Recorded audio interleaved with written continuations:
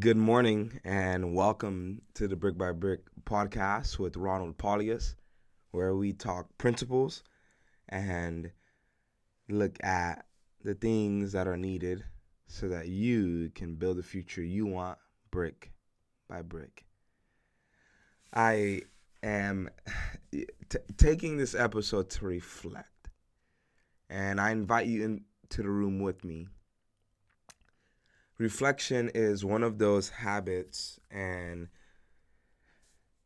one of those habits that people don't do frequently. I think the power of reflection is found in sitting down, reflecting, and taking the lessons from your reflection and implementing them. Too many times we live life and we don't reflect. And so I want to take the time to reflect today on my day with Pace. And I'm reflecting out loud. You've been invited into the room. And so let's see what I can find from some of my reflections. I wanted to first start off with saying thank you, Pace, for allowing us to spend a whole day with you. Thank you, Laura. Thanks to your family. Y'all were very, very hospitable and even allowed us into your home and had a great time. We, Joanna and I, that is, and Ava, we flew over to Arizona, Phoenix, Arizona, and we decided to make it a family trip.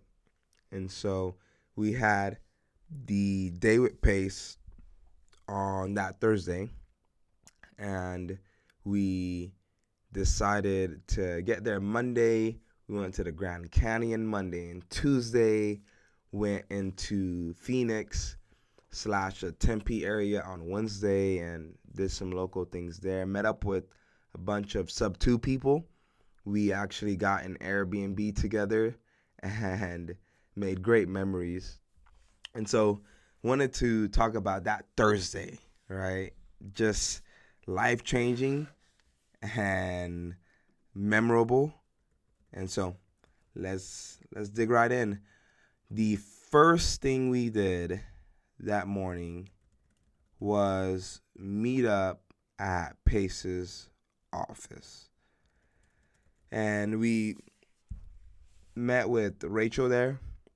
She's the one working all of the David Pace's. Very nice young lady and really worked out all the details. Got there, we didn't know what we were doing. All we got from text was, hey, make sure you're wearing long sleeve shirts and bring athletic clothing, joggers, something to that effect, and bring an extra pair of clothing so that you can switch because you might get wet. So I'm thinking to myself, okay, are we like jumping in the pool? What are we doing? We get there and we find out that we're going paintballing. I love paintballing. When I was younger, down in Miami, Florida, I would paintball frequently with friends. We'd throw birthday parties at a paintball arena and we would just meet up there for fun. It was amazing. Did a couple paintballing with a few churches I was down there with. And so I never got into paintballing to where I purchased a whole bunch of paintball guns and gear because I didn't go that frequent, but I went enough to feel the pain of my paintball glasses or paintball masks that they gave us that kept fogging up. I felt the pain of the paintball gun I used that was not quite fast enough in releasing of those paintballs and would get jammed and didn't hold as much in the hopper. All those little things that you go a few times, you start to notice the difference between the quality of your equipment and the quality of other people's equipment. And so we got there, went to this paintball arena, and I tell you, it was the best paintball arena I've ever been to. They had the best equipment, and the field was right there, a live field. It wasn't. There were different things they put on it, but it wasn't enclosed. It wasn't inside a building. It was right there. You were running through buildings. You were running to barrels, and there were cactuses right there also. So really neat. Shout out to them. I decided that time though that I would upgrade my paintball gun. It's the only paintball arena that had better guns that you could use during your time there for 30, 40 extra bucks. So I decided to do it, and it was pretty epic. I mean, it's so much faster, so much smoother, so much better of a weapon. The people on my team were there were other sub 2 people. A few of them did not play paintball up until that point. It was their first game. And so we get there, we break up into teams, and Pace Morby I was actually on Pace Morby's team, and we had probably about 10 to 12 people, maybe, and a team, that is.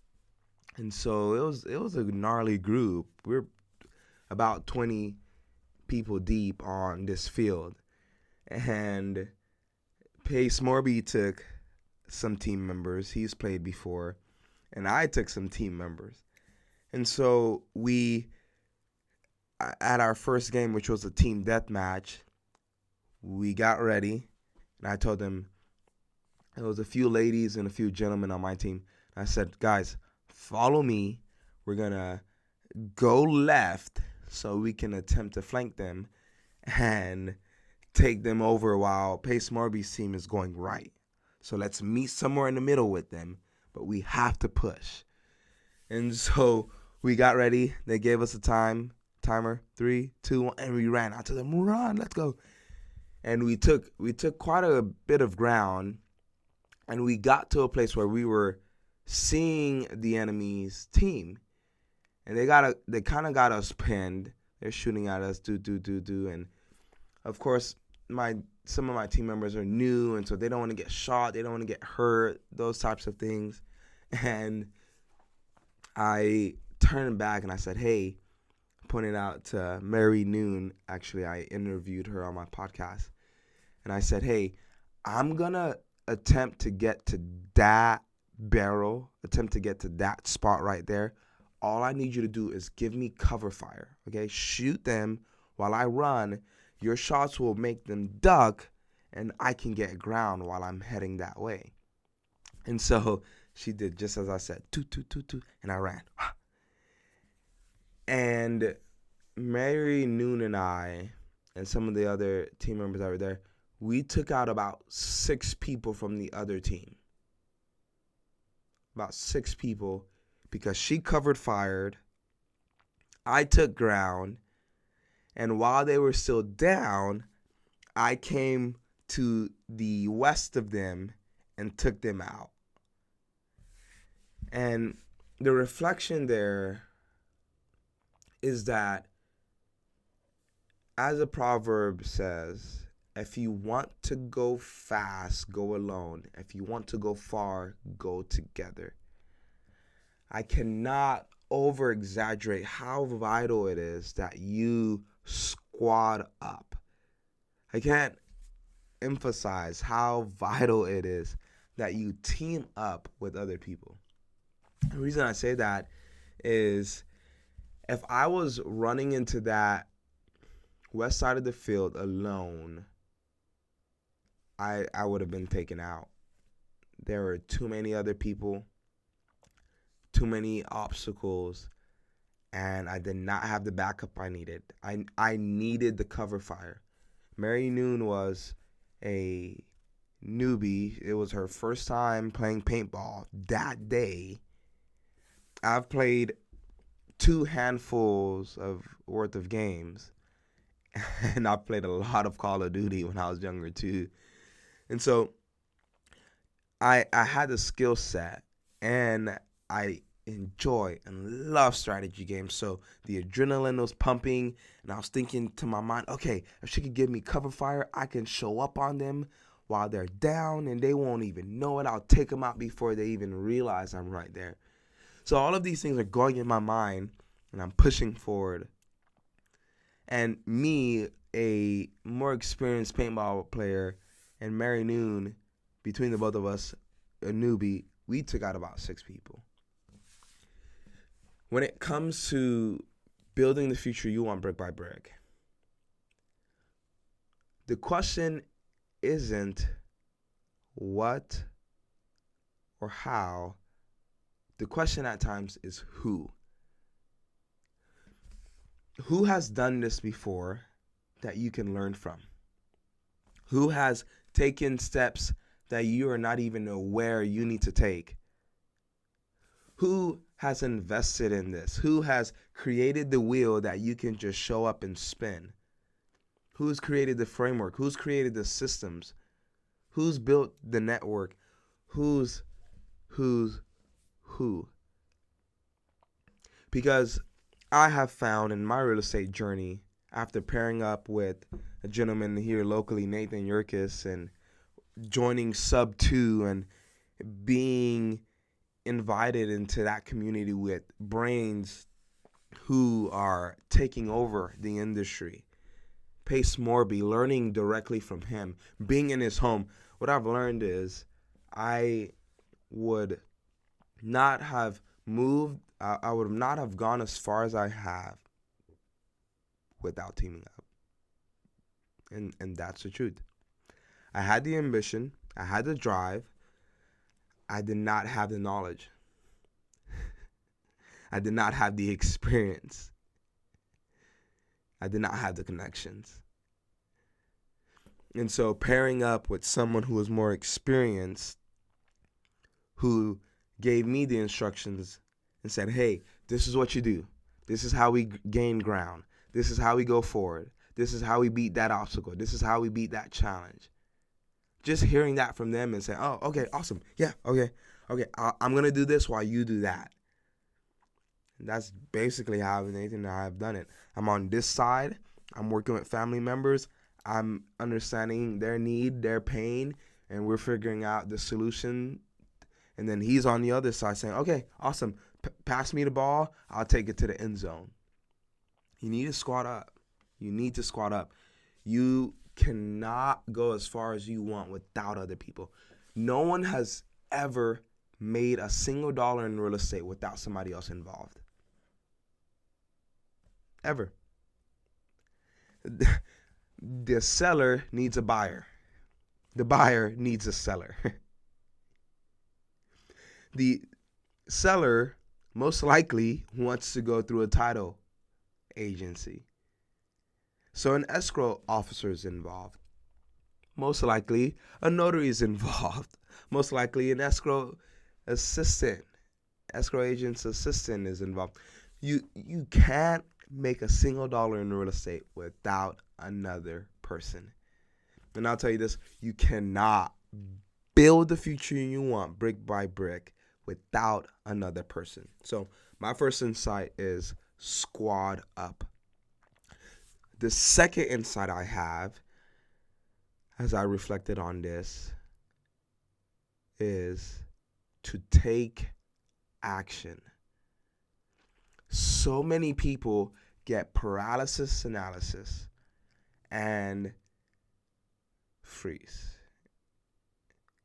They're overwhelmed with the 20 things they could be doing, and they don't realize that if they just focus on one thing,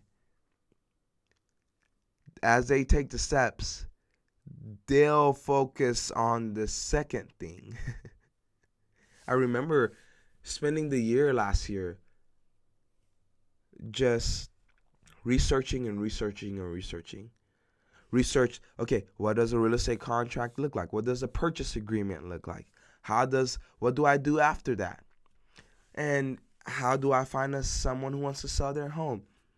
And I got to places where I figured out how to find someone who needed to sell their home for whatever reason, got in front of them, had a conversation, got my first purchase agreement, and then I figured out, okay, what's next?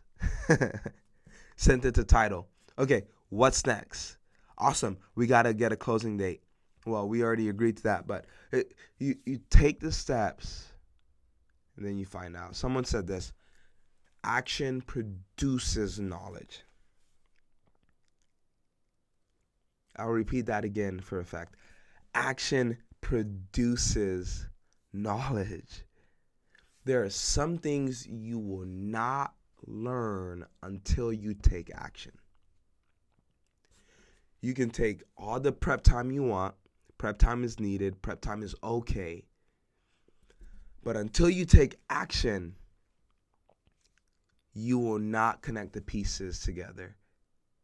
You won't gain the knowledge, the experimental knowledge, the action knowledge you need. We were there at the paintball arena and the paintball field, and we were first taken into a little makeshift room they made so we can watch a video about all their rules, about how to shoot the paintball gun, and about what to do. Make sure your mask is always on when you're in the field. And eventually, it was the longest video I've ever seen for paintball, that is. And it got to a point where we had the videos, and I already been there, or I should say, I've already paintballed before. I know all of those rules. They had different verbiage so that when somebody needs to call help, okay, that was a little bit different. We spent about 15-20 minutes in there. Then we was getting ready to go into the field. Pace Morby, who's already paintballed before and has been to that specific arena, he showed up later, bypassed the video, and just started taking action. We just started paintballing. And so what I'm wanting to say here in this reflection is that the videos will only help so much. So much. When you pair up with somebody who's already doing it, and you combine that with taking action, you will learn so much more. You will gather, you will absorb so much more than you ever will and can in a video, in a coaching program, in a course. Why? Because your brain remembers the things you take action on. And so the second insight I had was take action. Take action. And then the last insight I wanted to highlight was get in the room. Get in the room. Being in Pace Morby's house there, because of his invitation, was able to network with other people. A gentleman who has a $30 million hotel in the in the New York area. Several people in Jersey who have their own brokerage and have several agents under them. A gentleman who has a cleaning business. A gentleman who owns an eightplex in Albuquerque, New Mexico. People who own, Mary Noon interviewed on my podcast the other day, who owns a business that's doing 6 figures, 7 figures. From California, from Oregon, from Jersey, from New York, people from Virginia, Tennessee, all across the world I would have never met aside from getting in the room with Pace Morby.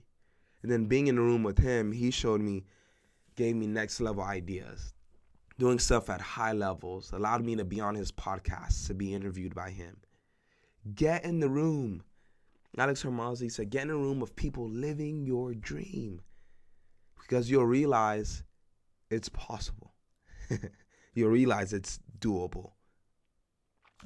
Pace Morby said this: the magic you are looking for is in the work you are avoiding. The magic you're looking for is in the work you're avoiding.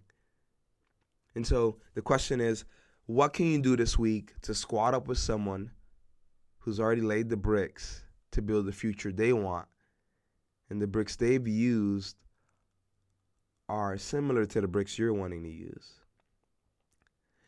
2, how can you take action? And then 3, what room do you need to get in with people who are doing the things you're wanting to do? And then I end with this quote. Socrates said, "The unexamined life is not worth living." These are some reflections I had from my day with Pace. May they help you in building the future you want, brick by brick.